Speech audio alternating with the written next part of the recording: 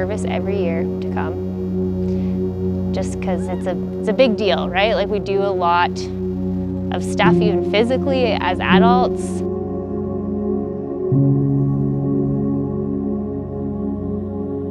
You just got a lot of responsibility with these parents who trusted you with their kids, right?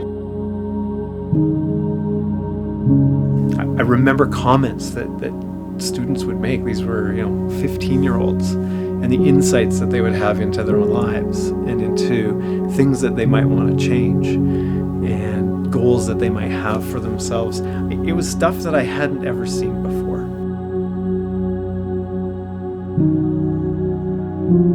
I grew up in a small town, and I graduated with the exact same people that I went to kindergarten with, and so to have an opportunity to meet students from around southern Alberta and extending beyond that, it was really crucial, and I felt like my horizons expanded so much because I had connections elsewhere, and it didn't feel quite so small anymore. It was really exciting to have those connections with others. It was one of the best things I ever did in high school. Like, I was very involved. I did sports and band and student council and regional student council. I went to WE Day. I was trying to figure out who I was as a person, as a leader, and it kicked me off into an absolute passion. Heard about FACES, and I was like, this sounds like really awesome. I have like a mental health background, so to me I was like, oh, this is all really great, this is awesome stuff, it sounds amazing. Packed her up, sent her off. She said she did not want to go. When we picked her up at the end of the week, she didn't want to leave. But we knew in our hearts that the outdoor environment was key. That there's something about the most powerful classroom in the world, the outdoor environment, that would speak to students' hearts and minds in ways that we could really not even describe.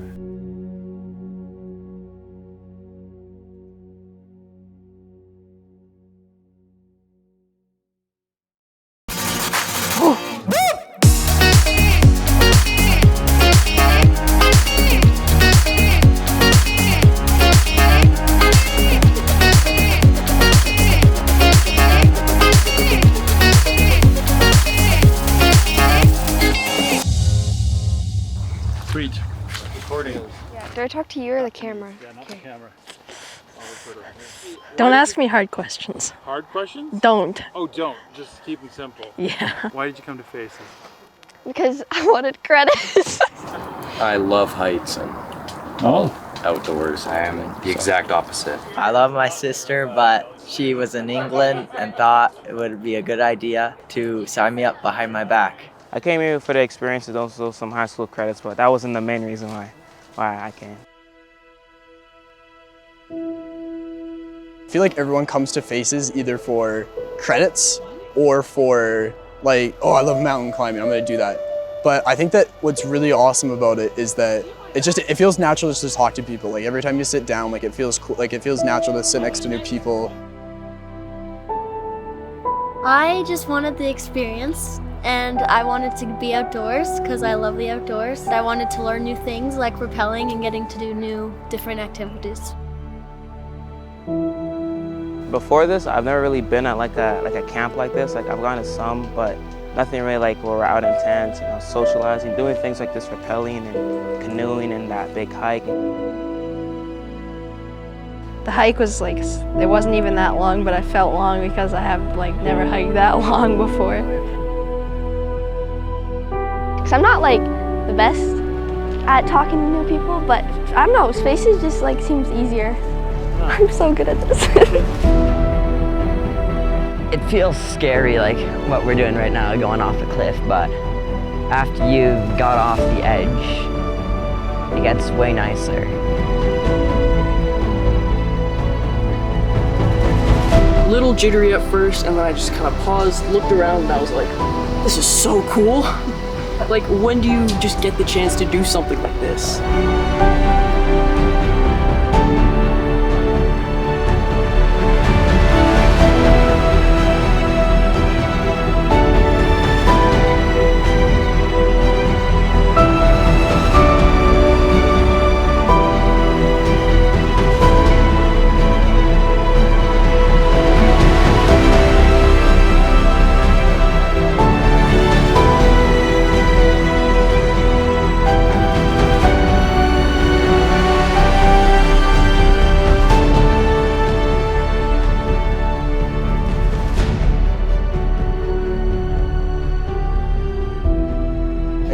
definitely a big confidence booster.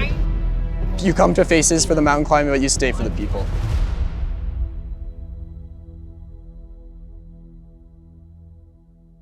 Come to Faces. Yeah, come to Faces. And if your mom says, like if you say, Mom, I don't want to go because I don't know anyone, then yeah, and she'll say, you're going anyway. And then Say okay. and you'll say okay, and you'll get here, and you'll be nervous, and at the start, and then like that, you will immediately feel at home. No matter how far or where you came from, you will feel at home.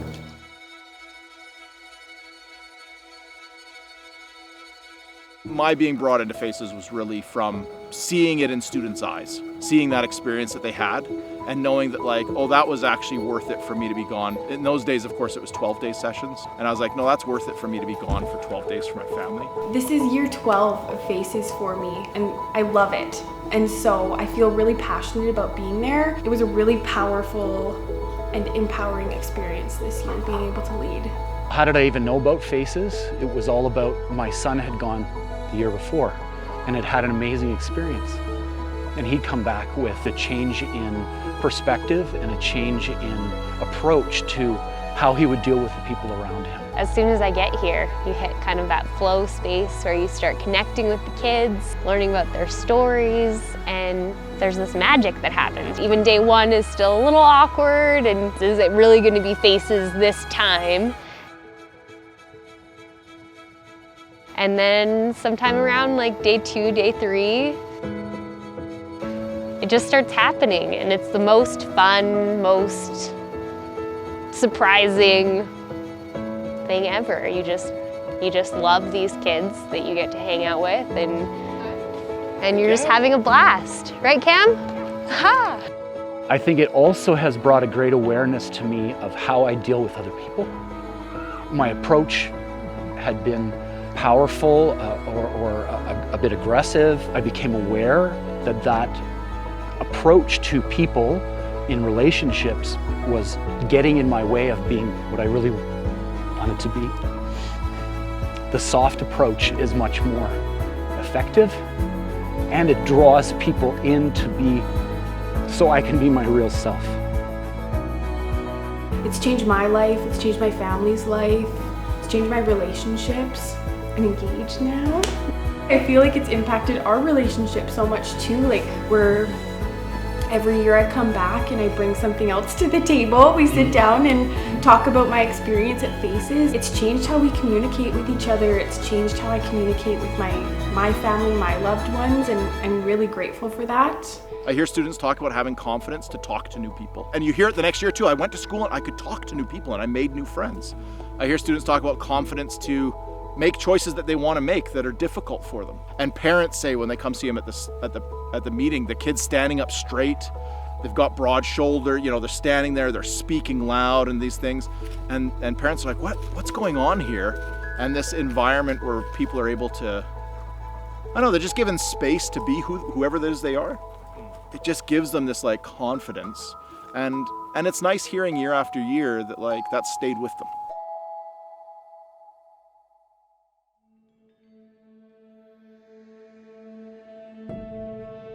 I've always seen Sophie as like a helper. That's when I see her at her best. She's very like extroverted and loves people. Both of them. From both years, my first year and my second year. We heard about Faces and I was like, you know what, this sounds like really awesome. I read about it a little bit. I was excited. I was like, it's a week-long camp, Southern Alberta, she's in the mountains. Perfect. I have like a mental health background.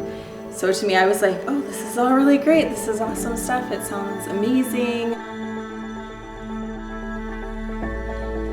I was nervous. I didn't want to do it. Like, I was just like, ugh, camping for a week.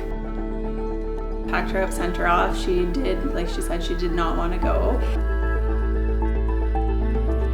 When we picked her up at the end of the week, she didn't want to leave. That much left? Yeah, it was pretty good. I made some like really good friends on the first day, friends that I'm still in contact with today. I had some of them in my second session as well, and we just created an even stronger bond because I had known them, but I wasn't really like close with them, I'd say.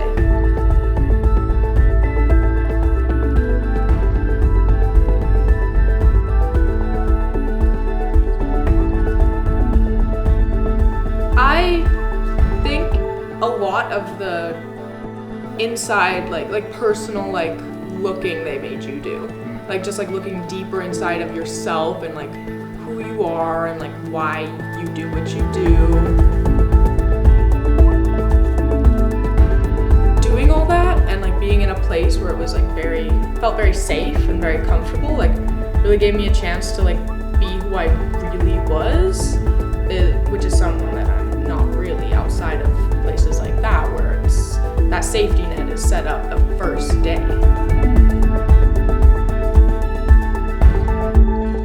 It's been absolutely phenomenal to watch her grow and see her really connect with her authentic self and the struggles that she's had.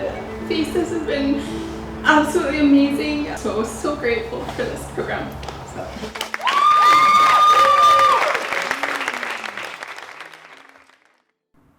That looks like my friend. Maybe. I knew that was going to happen. You gotta be nice. Walk me through your place. Okay. I'd love to see your place. Perfect. Should we start at the front door? Well, this is actually a picture of Pincher Creek, where I grew up, where I went to high school and went to Faces from. So that's, I keep it by my front door because it reminds me of where I came from, which I like. From high school, I was really interested in going into some kind of like part-time baking program. So I always thought about doing it and then never really did it. But instead of doing that, I joined the military as a reservist, as a cook. And then I got free chef training out of it. And it was really cool. I actually spent the entire summer working at the military kitchen in Wainwright as a military cook. This is the Taj Mahal, and that was part of a trip that I did after high school. I had won a Meet a Wee trip through Wee Day. And so we went to India for 2 weeks. Helped build a school, and after my first year of university, I spent 2 months in Argentina teaching art to children in one of the less privileged neighborhoods around Mendoza. And so I'd take the bus out every day and then walk into their community, and the kids would all come running from their houses and we'd teach art. I work as a lawyer at one of the big law firms downtown, which is not somewhere that I ever pictured myself being. I wanted to do something that would help other people, and so I thought that might be aid and development work. I actually fell in love with the law in law school, and that's what I'm doing now. And it's a very difficult job. It requires a lot of my time, but I love it, and I don't think I'd do anything else now. Everything that I've done has always been trying to serve that purpose of finding out what my purpose in life is, and then also finding out a way that I can serve others. Maybe Faces didn't introduce me to those concepts because I don't really remember what I was like in terms of the ambitions that I wanted to do with my life before Faces, but Faces definitely helped crystallize them, because that's where we learned about service-based leadership. That's where we learned about, you know, put your hands together, warriors we. Like, I still remember, wow, I just got, holy, I did not expect that to happen. Whoa. Sorry. That was intense. I think it's remembering how I felt at Faces, how I felt connected to the world and the people there. It fundamentally changed how I thought about what I wanted to do with my life and who I wanted to be. Suddenly I was the one who was like, I'm gonna sign up for student council. I'm gonna put my name in to go to Wee Day, and then suddenly end up on this incredible journey to India. I'm gonna go to business school and get involved in volunteer opportunities and then leadership opportunities. I did a very similar experience to Faces actually in business school, and it also transformed me. Those kinds of opportunities are not things that I would have sought out unless I was seeking something that had been turned on in me at Faces. Hi, I'd like to read you my solo experience. I wrote it on the top of a mountain during my session at Faces. I get so focused on the future and what I'm going to do next that I forget to pause and look around and appreciate what I'm doing here, the beautiful flowers on the path beside me instead of where I have to get above the mountain. I was so busy watching my feet on the rocks, trying to find a stable spot to place my boot, that I forgot to look up and take in the beautiful view. All of my attention was focused on the getting there that I almost neglected the journey. That lesson has stuck with me. That's not something that's gone away. I have found myself stuck in moments where I don't know what to do next with my career or my personal life or what I want to do to help the world become a better place. And I get so bogged down in needing to find meaning in what I'm doing with my life and what my purpose is. And I remember Faces and what I thought about during that mountaintop experience and what I realized about the importance of perspective and presence in your life and how much more it makes your experiences valuable and meaningful. And really that's what it's all about, is like there's no point in getting so caught up focusing on the future when what you're doing here and now is beautiful and meaningful and exactly what you need to focus on. It's not like you magically become a different person. It's that your eyes are opened to an experience that shows you things about yourself that you want to cultivate and things about other people that you appreciate. And you don't really focus on those things when you're getting your contemporary education. They get lost in all the noise of the tests and curriculum, and you have to move on the next day, and there's not time to talk about these kinds of things in normal schooling.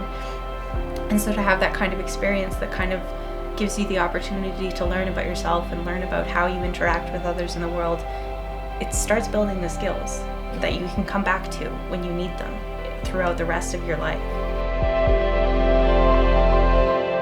I have a wish to be me.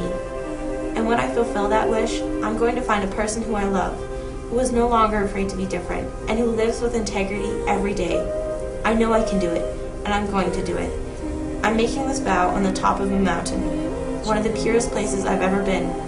I'm going to start by keeping this memory, this pureness, with me in my heart.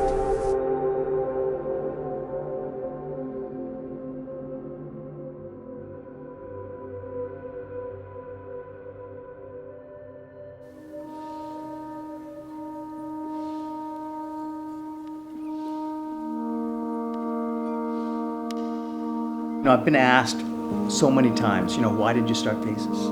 I've probably given about 50 different answers. One thing that I do know is that we're all deeply flawed, and I am deeply flawed. It was that desire to maybe dig a little deeper for me that made me want to figure it out a little bit. I was just finishing a degree, a counseling degree. Studied psychology. I'd been a teacher already. My vision for my own future was, how can I help people better themselves? How can I help people overcome struggles and barriers in their lives? And the model I was learning in counseling was, you sit in a room and you talk about things. I remember being blown away. And it wasn't the activities necessarily. We engage in lots of outdoor activities. It was those moments where we would just, Rick especially, would just tie things together and pull things together. And we'd actually talk about how our thoughts and our feelings and our actions impact each other. I was amazed because that was the world of counseling that I was learning. But rather than just talking about it, we had experienced it that day. What Faces does for a lot of kids is moves them from this place where they say, instead of why do I have to what do I get to do? They see possibilities. They see themselves as having hope. It feels a little bit like they have a little choice sometimes. We're all gonna rappel off the top, and you're next, and we harness them up, and away they go, and they're kind of like, if given the choice, many of those wouldn't do it. But they do have choice, and they learn they have choice, but we invite them to have an experience, and we invite them to do something that's way outside their comfort zone. And then we help them to understand that difficulty and challenge needs to be looked at instead of with dread. No, possibilities. And I think the biggest thing that I've learned by participating in this process at Faces each year and by writing curriculum is to understand the why behind what we're doing. At Faces, we go canoeing, we do rock climbing, we do rappelling, but the power comes from understanding that we're not taking kids to do those things. We're taking kids to learn things about themselves. Those activities are just ways to teach that. Like understanding why we do things has been a question that I ask every day now.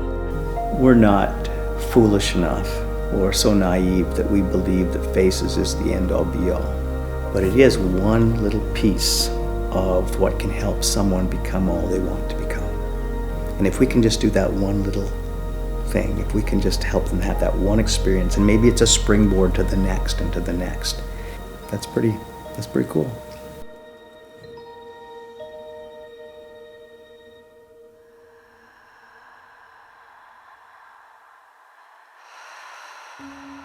I think it's remembering how I felt at FACES, how I felt connected to the world and the people there.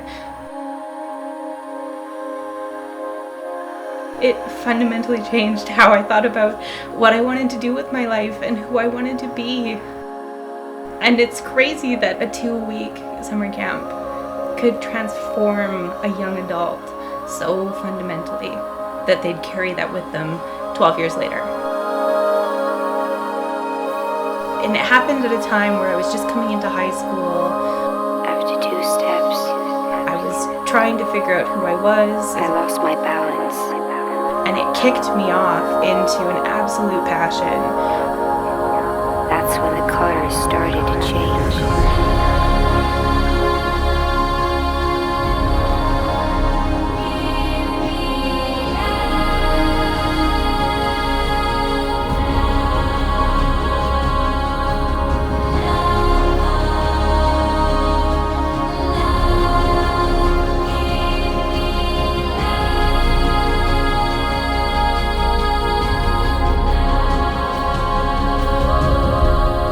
So just like a hailstorm that comes in is an opportunity to grow closer to each other and to learn something about ourselves, I think too in our societies, those really big complex issues that we face And it was somewhere then. are opportunities for us to better understand ourselves as humans and what it means to be human. Covered in chaos. And as we seek that understanding, to not just find healing, And it was somewhere then. but to actually create things that are better.